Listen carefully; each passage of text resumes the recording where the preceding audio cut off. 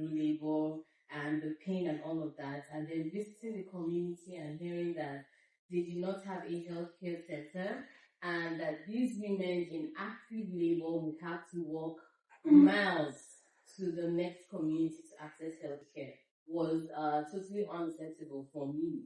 And I just could feel the compassion for them and having to go through that. And I thought, I needed to do something about this situation. And that was how I was motivated to carry out the project in the community, providing them with healthcare, access to healthcare, and the information that they needed. Right. So for me, it was compassion, it was the care, and it was altruism as well, because I had absolutely nothing to gain from doing that project. It was just selfless. It was all about the women and improving their conditions in that setting. So altruism was there for me. What values were conveyed to the beneficiaries? For me, I think one of the values, especially when we started to educate them on best practices for newborn care and on best practices for providing effective and efficient postnatal care, I think they started to become more responsible towards improving, contributing to the development of their babies, because they were sort of not involved. It's like have the baby, so long as the baby is alive, it's fine. The baby has eaten, it's fine.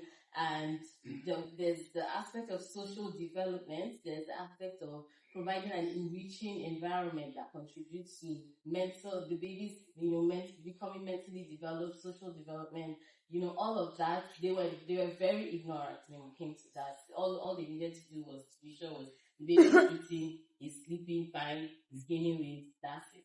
But they did not know that there are certain activities that you can do to start to stimulate the child mentally and all of that. Mm-hmm. So I think they became more responsible to doing that and to being and to helping these babies develop the way that they should, mentally, emotionally, and socially, and psychologically as well. So I think one of the values that was conveyed to them was responsibility, was also that compassion, because in Africa there's this myth that if a baby is crying and you try to console the baby, you are spoiling the child, right? And this is a 2 months old. How can you possibly, spoil a baby by expressing, love to the baby? So we started to teach them that, what was called responsive care, where this baby is crying because there's a problem.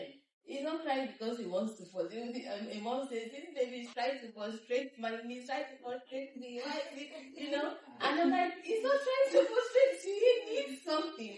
Check his diapers, do something, chicken. Apart from that, there's one of the grandmom telling the